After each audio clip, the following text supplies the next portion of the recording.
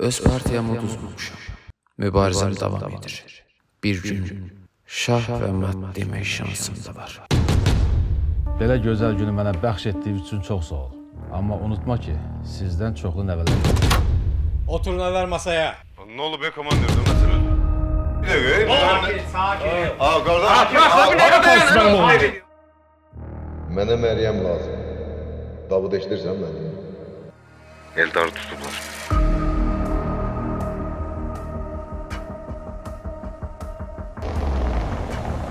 Amma elə ölməz.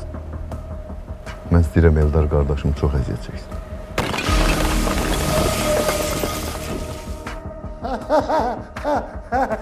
Akşamın xeyir Ağsaqqal.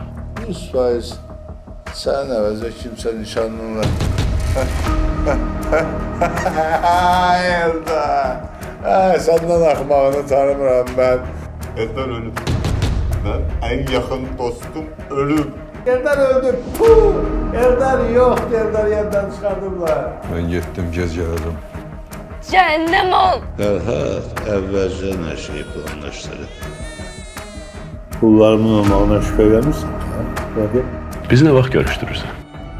İnanırsan mənə? Əlbəttə inanıram.